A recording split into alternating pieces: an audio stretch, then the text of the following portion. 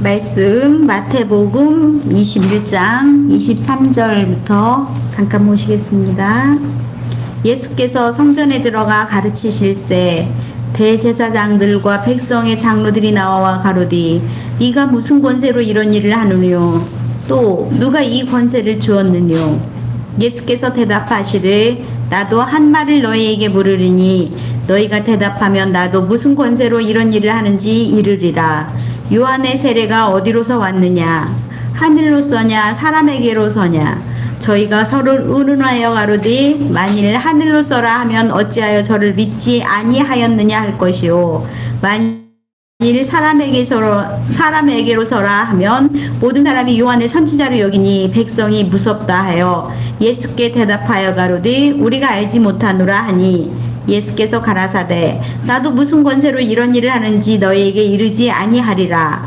그러나 너희 생각에는 어떠하뇨? 한 사람이 두 아들이 있는데 맏아들에게 가서 이르되 얘 오늘 포도원에 가서 일하라 하니 대답하여 가로되 아버지여 가겠소이다 하더니 가지 아니하고 둘째 아들에게 가서 또 이같이 말하니 대답하여 가로되 실소이다 하더니 그 후에 뉘우치고 갔으니 그 둘 중에 누가 아비의 뜻대로 하였느뇨? 가로되 둘째 아들이니이다. 예수께서 저희에게 이르시되 내가 진실로 너희에게 이르노니 세리들과 창기들이 너희보다 먼저 하나님의 나라에 들어가리라. 요한이 의의 도로 너희에게 왔거늘 너희는 저를 믿지 아니하였으되 세리와 창기는 믿었으며 너희는 이것을 보고도 종시 뉘우쳐 믿지 아니하였도다. 아멘. 이후에 말씀을 가지고 목사님 나오셔서 강론해 주시겠습니다.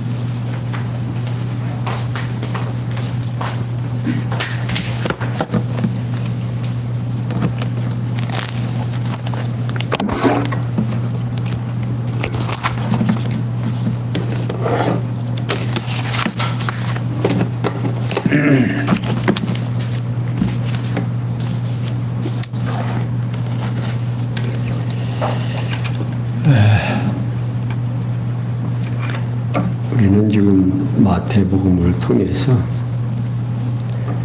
예수와 그리스도인 것을 확인해 가고 하나님은 한번 약속하시면 그 약속을 반드시 이루어 주신다는 사실을 우리는 장마다 구절마다 하나하나 확인해 가고 있습니다.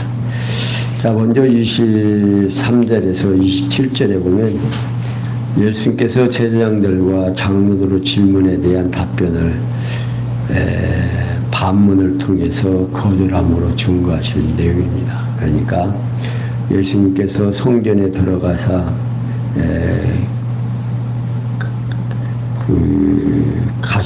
가르치실 때에 대제장과 백성이 장로들이 나와서 내가 무슨 권세로 이런 일을 하느냐라고 질문을 하면서 또 누가 이런 권세를 주었느냐라고 이제 반문을 합니다. 그러니까 예수님께서 내가 무슨 권세로 이런 일을 하느냐라고 물을 때에 예수님이 그러면 앞에 그 상인들을 책망, 그러니까 아버지 집을 장사에 속을 만드냐 하면서 막 다 쫓아낸 일이 있죠. 그런 것들을 보면서 이제 묻고 또 무화과나무가 말라버리는 표적을 보면서도 그 능력과 그 출처가 궁금하다면 도대체 어디서 나온 거냐. 그러면서 예수님께서 이제 그런 질문을 하니까 다시 반문을 합니다. 나도 한 말을 너에게 물으리니 너희가 대답을 하면 나도 무슨 권세로 이런 일을 하는지 일러주지만 그렇지 않으면 안 일러주겠다는 내용으로 지금 말하면서 세례 요한의 세례가 어디에서 왔느냐 하는 겁니다. 하늘로서냐 사람에게서냐라고 반문하는 거죠. 그러니까 예수님께서는 요한의 세례가 신적인 권위인지 아니면 인간적인 것인지를 반문이 밝히라는 조건입니다. 조건문으로 물어보는 거죠. 그러니까 세례 요한이 그 세례를 베푸는 것이 신적 권위냐 아니면 인간의 권위냐 그런 거죠. 그러니까 이 제장들과 장로들이 걱정이 되는 겁니다. 많은 백성들은 요한의 세례가 하늘로서 온 거라고 선지자로 알고 있는데 만약에 사람에게서로다 하면은 백성들이 두려워가지고 백성들이 돌을 던질는지 모른다고 말입니다. 그러니까 이들이 답을 하는데 요한의 신분에 대해서 곡해하고 있는 거죠. 그러면서 입장에서 그들의 입장은 그럴 수밖에 없는 것이 자 그들은 우리는 모르겠다 어디서 왔는지 위로 하나님이 두렵고 아래로 백성들이 두려운 그들의 처지에서는 그런 대답을 할 수밖에 없죠. 그러니까 예수님께서 대답하기를 야 그래? 나도 그러면 뭔 말이니 나도 어디서 오는지 모르겠다라고 답변을 해주죠. 그러니까 여기 지금 예수님께서 제장들과 및 장로들에게 변론을 끝내고 요한에 대한 그들의 불신앙을 책망하는 거지요. 이렇게 예수께서는 대제장들과 장로들의 질문에 대한 답변을 반문을 통해서 거절을 합니다. 그러면서 28절에서 32절에 보면요. 예수님께서 두 아들의 비유를 통해서 대제장과 장로들의 믿지 아니함을 책망하여 증거를 해 주십니다. 그러니까 예수님께서는 대제장들과 장로들의 질문에 대한 답변을 거절하시고 나서 그러나 너희 생각에는 어떠하뇨? 라고 물음입니다. 그러면서 하나의 비유를 들어요. 한 사람이 두 아들이 있는데 맏아들에게 가서 이르되 얘 오늘 너 포도원에 가서 일 좀 해라. 그런 게 아버지가 가겠소이다 하더니 가지 아니하고 둘째 아들에게 가서 또 그같이 말하니 대답하여 내 실소이다 하더니 그 후에 뉘우치고 갔으니 이 둘 중에 누가 아비의 뜻대로 하였느냐라고 질문을 합니다. 여기서 맏아들은 대제장들과 장로들을 가리키는 말이고 아버지는 하나님을 가리키고 포도원은 하늘로서 임한 하나님의 나라를 가리키고 있는 겁니다. 그러면서 둘째 아들은 세리와 장기들을 가리키는 말이에요. 그러니까 예수님께서는 비유로 아버지의 뜻대로 행한 자가 누구냐 하면서 질문을 합니다. 그러니까 그들이 얼른 대답을 하면 둘째 아들이니다 라고 바르게 답변을 해요. 그러니까 이에 예수님께서 그들에게 내가 진실로 너에게 이르노니 세리들과 창기들이 너희보다 먼저 하나님의 나라에 들어가리라. 요한이 위에 도로로 너희에게 왔거늘 너희는 저를 믿지 아니하였으며 세리와 창기는 믿었으며 너희는 이것을 보고도 중시 뉘우치어 믿지 아니하였도다 라고 책망을 합니다. 그러니까 지금 예수님이 질문한 거하고 또 대답하고는 좀 거리가 먼 것 같아요. 이들은 아버지의 뜻을 어긴 사람이 누구냐 하고 하니까 얼른 둘째 아들이 안 간다고 하더니 간 사람이 낫습니다. 그러니까 예수님이 너희들은 누구야? 천국에 못 가도 누가 먼저 간다? 창기와 세리가 먼저 간다. 그러니까 요한이 의의 도로 너희에게 왔거늘 이라는 내용은 새로운 번역편인 바른 성경에서 너에게 와서 의의 길을 보여주었어도 라고 번역을 해 놓았습니다. 그러니까 여기 그리스도께로 가는 길을 보여주었다는 뜻으로 지금 번역이 되는 거죠. 그런 게 곧 세례 요한이 하나님의 나라로 오신 그리스도께로 가는 길을 보여주었는데도 세리와 창기들은 믿었으나 대제장과 장로들이 믿지 아니함을 인하여 책망을 하는 거죠. 이렇게 예수님께서는 두 아들의 비유를 통해서 제사장과 장로들이 믿지 아니함을 책망을 합니다. 그러니까 예수께서는 자신이 구약의 언약을 성취하신 그리스도이심을 이 권세 있는 자들 앞에서 확실하게 이렇게 이야기를 해줘요. 일러줘요. 그래도 이들이 믿는다 안 믿는다? 안 믿는단 말이에요.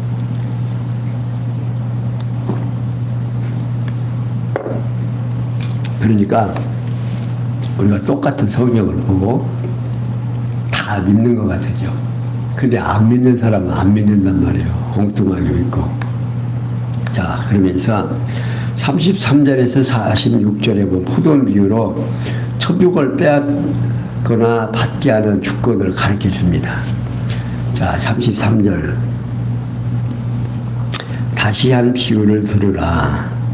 한 집 주인이 포도원을 만들고 산을로 두르고 거기 습자는 구유를 파고 망대를 짓고 농부들에게 세를 주고 타국에 갔더니 실과 때가 가까움에 그 실과를 받으려고 자기 종들을 농부에게는 보내니 농부들이 종들을 잡아 하나는 심히 때리고 하나는 죽이고 하나는 돌로 쳤거늘 다시 다른 종들을 처음보다 많이 보내니 저에게도 그렇게 하였는지라. 후에 자기 아들을 보내며 가로되 저희가 내 아들은 공경하리라 하였더니 농부들이 그 아들을 보고 서로 말하되 이는 상속자니 자 죽이고 그의 유업을 차지하자 하고 이에 잡아 포도원 밖에 내어 쫓아 죽였느니라. 그러면 포도원 주인이 올 때에 이 농부들을 어떻게 하겠느냐? 저희가 말하되 이 악한 자들을 진멸하고 포도원은 제 때에 실과를 바칠 만한 다른 농부에게 세를 줄지니이다. 예수께서 말하시되 너희가 성경에 건축자들의 버린 돌이 모퉁이 머릿돌이 되었나니 이것은 주로 말미암아 된 것이요 우리 눈에 기이하도다 함을 읽어본 일이 없느냐. 그러므로 내가 너에게 이르노니 하나님의 나라를 너에게 빼앗기고 그 나라의 열매 맺는 백성이 받으리라. 이 돌 위에 떨어지는 자는 깨어지겠고 이 돌이 사람 위에 떨어지면 저를 가루로 만들어 흩으리라 하시니 대제사장들과 바리새인들이 예수의 비유를 듣고 자기들을 가리켜 말씀하신 줄 알고 잡고자 하나 우리를 무서워하니 이는 저희가 예수를 선지자로 알미더라.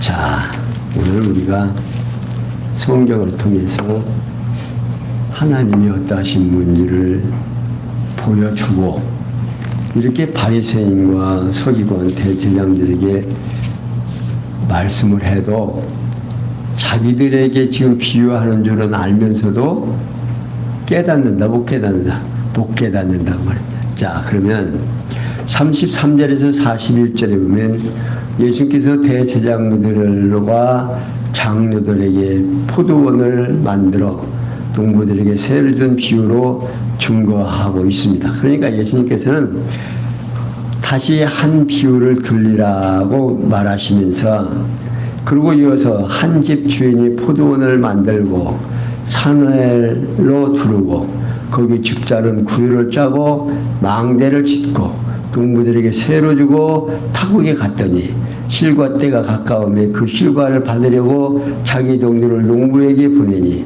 농부들의 종들을 잡아 하나는 심히 때리고 하나는 죽이고 하나는 돌로 쳤거늘 다시 다른 종들을 처음보다 많이 보내니 저희에게도 그렇게 하였는지라. 이 비유는 하나님께서 이스라엘 나라를 세워 다스릴 자들에게 맡긴 후에 여러 차례 많은 선지자들을 보냈으나 핍박하고 죽인 역사를 지금 말씀으로 지적하고 있는 겁니다. 그러니까 완전히 다 만드는 거죠. 자, 종살이 하던 백성들을 40년 동안 광야에서 먹이고 입히고 살려서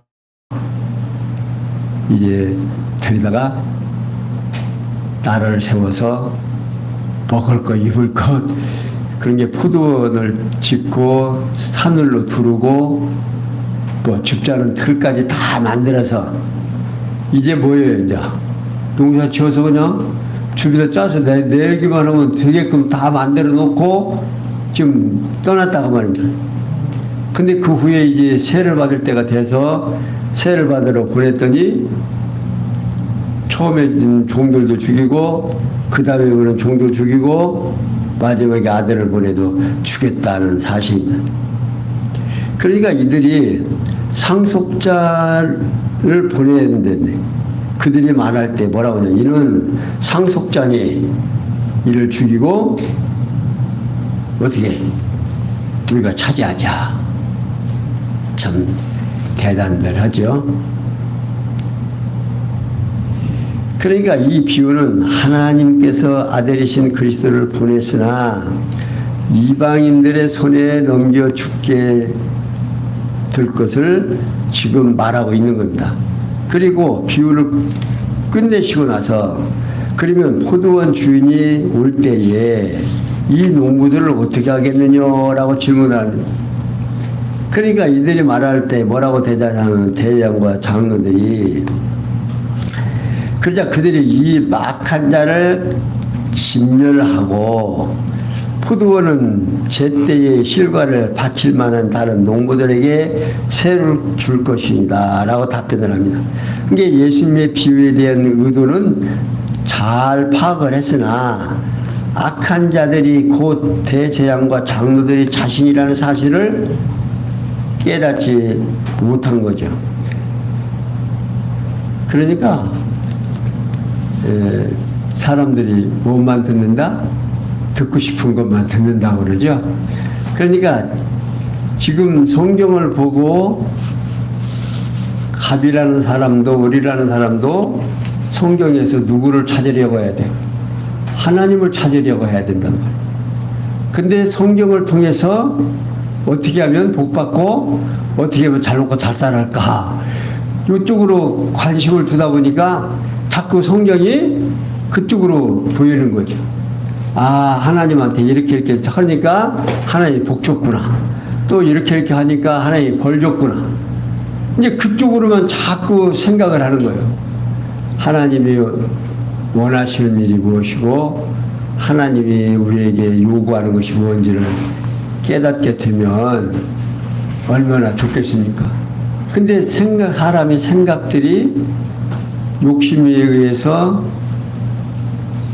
누구 좋은 대로, 자기 좋은 대로만 생각을 하는 거예요. 자, 그러니까 예수님께서 이제 42절, 46절에 보면 포도원의 비유로 대장들과 장로들이 천국을 빼앗기고 멸망한다는 경고를 줍니다. 자, 예수님께서 대제사장들과 장로들에게 너희가 성벽의 건축자들이 버린 돌이 모퉁이의 머릿돌이 되었나니 이것은 주로 말미암아 된 것이요 우리 눈에 기이하도다. 시편 118편 22절에서 23절에 있음을 읽어보지 못했느냐라고 물어보십니다. 이는 여호와 하나님의 정하신 뜻에 따라서 대제사장과 장로들이 버려진 그리스도가 하나님 나라의 왕이 되실 것에 대한 시편의 예언의 말씀을 읽어보지 못했느냐 그런 말입니다. 자, 그리고 이어서 그러므로 내가 너에게 이르노니 하나님의 나라를 너희는 빼앗기고 그 나라의 열매 맺는 백성이 받으리라고 경고하고 있습니다. 다시 말하면 제사장과 장로들은 하나님 나라를 빼앗기고 그리스도의 천국 복음을 전파하여 열매 맺는 택한 백성이 하나님의 나라를 받는다는 뜻으로 지금 말하고 있습니다. 그리고 이 둘 중에 떨어지는 자는, 이 돌 위에 떨어지는 자는 깨어지겠고 이 돌이 사람 위에 떨어지면 저를 가루로 만들어 흩으리라고 경고하고 있습니다. 이 경고는 그리스도를 대적하는 자들은 멸망하고 그리스도께서 진노하시면 예루살렘이 쇠파되고 거민이 사방으로 흩어질 것에 경고하신 거죠.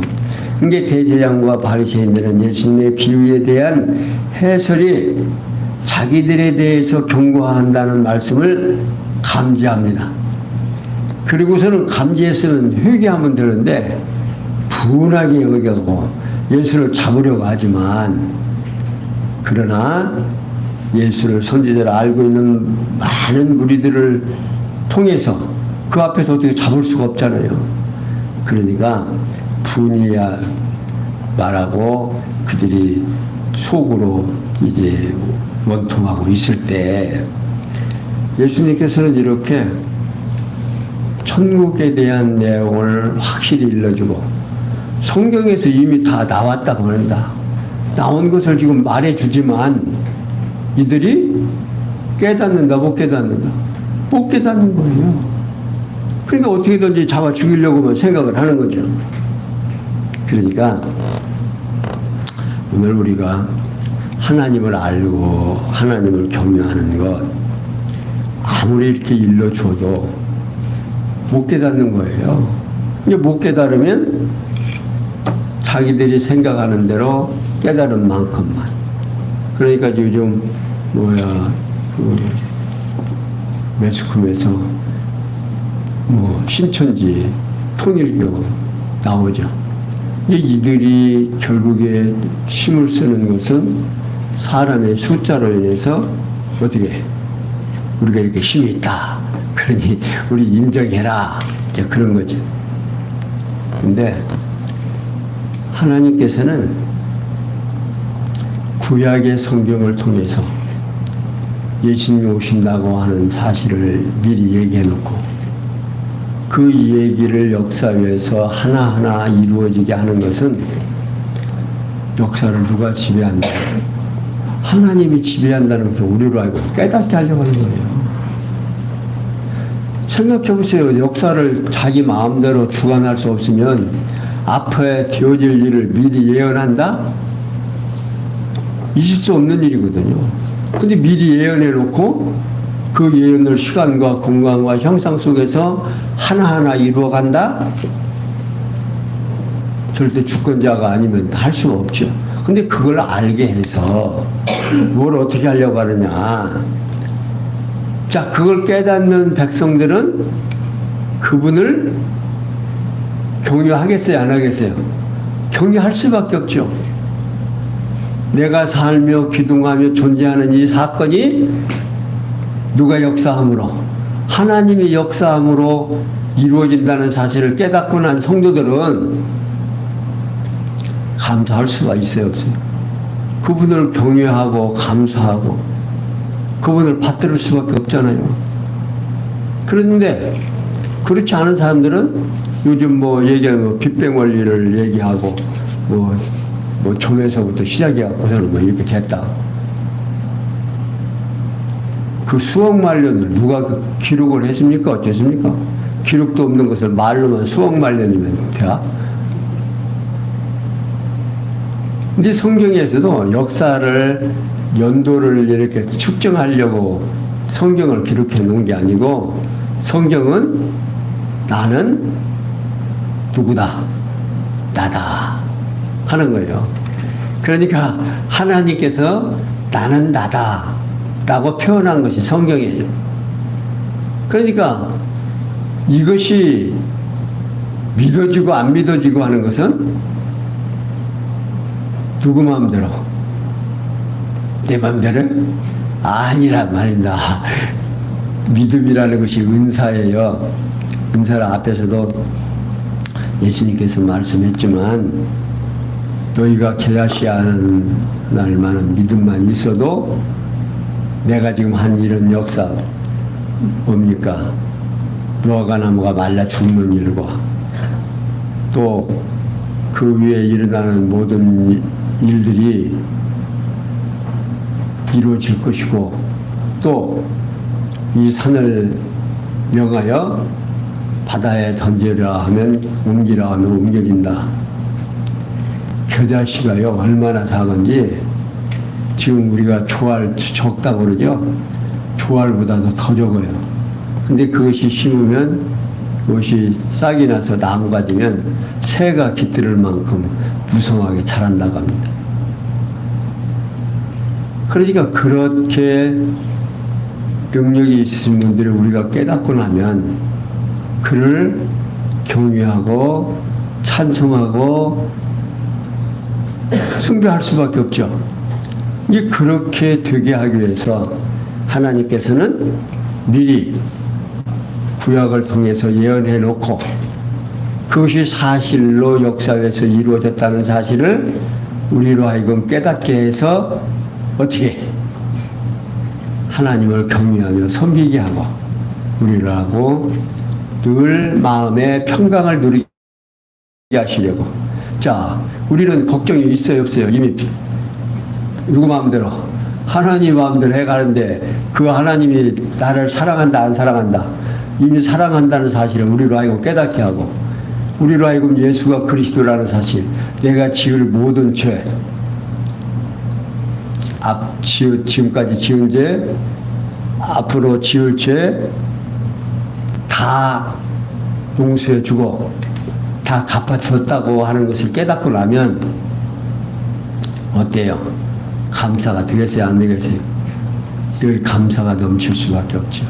그리고 소망이 넘치고. 그러니까 성경을 통해서 오늘 또 우리 교사들은 아이들로 하여금 하나님이 계시다는 사실을 꼭 알게 해줘야 됩니다. 근데 쉽질 않아요.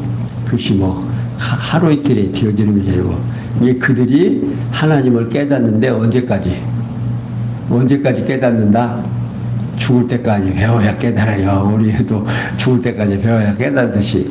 그러나 그들에게 하나님이 계시다는 사실을 입력을 시켜서 또 그들로 하여금 하나님의 사랑을 깨닫고 경외할 수 있는 자로 우리가 성숙시켜가는 일꾼으로 선택됐다는 사실을 꼭 기억하시면서 아이들 한 사람 한 사람 대하면서 하나님의 사랑을 전달할 수 있는 귀한 교사들이 되기를 부탁을 드리면서 오늘 여기까지 설명해 드렸습니다. 기도합니다. 영광의 하나님, 우리에게 주어지는 이 아름다운 시간들이 하나님께서 우리로 하여금 하나님이 어떠하신 분지를 깨닫고 그 하나님 경외하며 살아갈 수 있도록 은혜 주시기 위하여 우리들에게 귀한 시간을 주신다는 사실을 저희들 다시 한번 확인했습니다. 이 귀한 말씀이 떠나지 아니하고 늘 우리 머릿속에 남아서 하나님이 우리를 얼마나 사랑하는가를 깨닫고 그 하나님 감사하며 살아가는 우리의 삶 되도록 은혜 베풀어 주시옵소서. 예수님의 이름으로 기도하옵나이다. 아멘.